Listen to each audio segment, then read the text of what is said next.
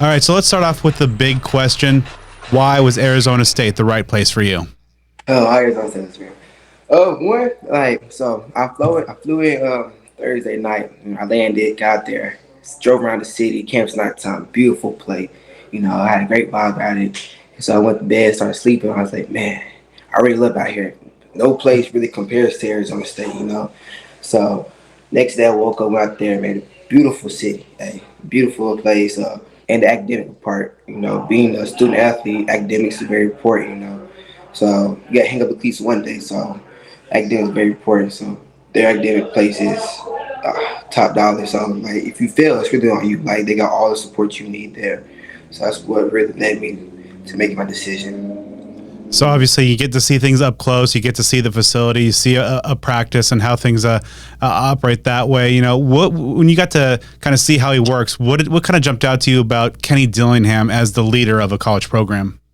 I play, you know what he's doing. Like when he's talking, it's real. He been everywhere. He coached everywhere. Coached at Oregon, OC. So you know how to run the offense and defense. So that's what stood out. He been everywhere, seen how everybody coach. Yeah, I thought he took everything a little bit, absorbed it, and made his own.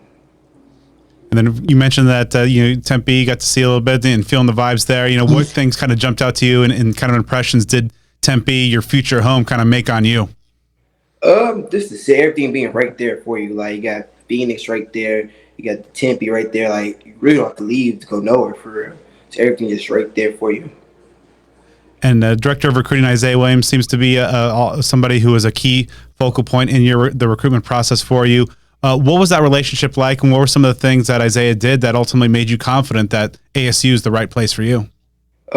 Just stay connected with me. That's one thing. Like call me. Like we call right now to try to build just about life. Just how your day going? What you do today? Like just the relationship we built in the culture they have. Just call me every day, show me what they're doing, what they're installing. Just help the relationship and help my decision more. And that's interesting that you mentioned that because a number of the commitments and signees that I've talked to since Kenny Dillingham's taken over has really kind of cited just the focus on the person almost is more than the football player, and just wanting to have the best interest for you guys both on and especially off the field. What does that mean to you from a player's perspective to be heading to a program that values the person that you are more than just what you can do on a football field? It's more than football. It's a lifestyle. It's a culture. So they really try to set you up outside of football. Like they say, injuries can happen. So that's one thing I feel like they do. They're gonna really try to take care of you, set you up outside of football. And of course, there's a lot of fellow Texans on this Sun Devil roster. In your recruitment process and your visit, did you get any feedback from your fellow Texans? Oh yes, I'm very close to one actually. Rodney bit me. He's like stayed 15 minutes from my house when he was down here. And we chopped up here and there. He's loving it. He actually had a chance to start up there or be the second on depth chart. So that really helped a lot too. Yeah, Rodney's actually looked really good in the spring practices and all the ones that I've been covering out there. What does being part of just kind of this continuing and growing Texas-to-Tempe pipeline mean to you? Well, it's special. Like it'd be nice for everybody to come join. It's now training. There's something very special here. It's gonna be very special here soon. So ultimately, Texas obviously has the reputation as just that kind of a football haven and football crazed state. What makes Texas football players just different from perhaps guys from California, Florida, Georgia, or anywhere else in the country? It's the commitment. It's like it's a culture like we just built for it. It's like sleep it, eat it, live it. It's like football is like really what we do out here. So that's what I feel like it's different.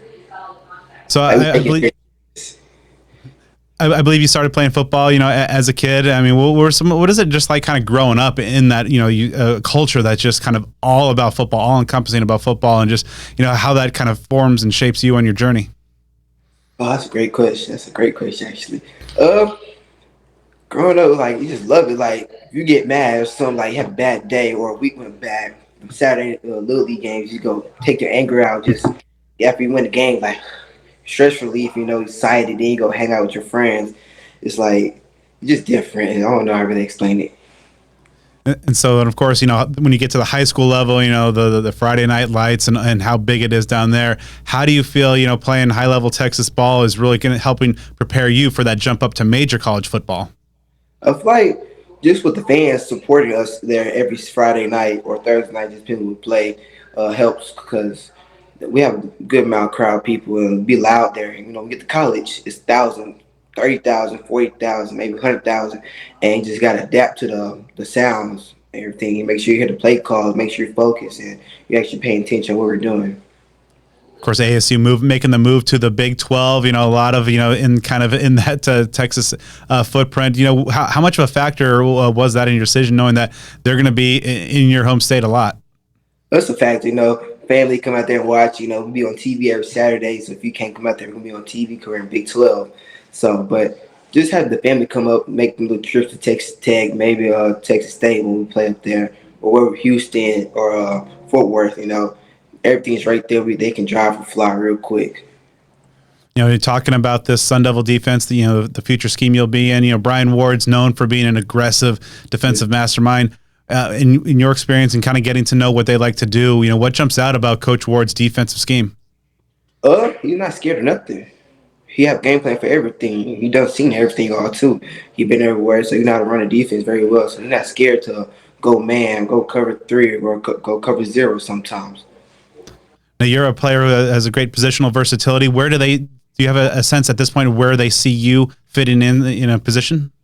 The safety and nickels, I feel like I can fit in very well.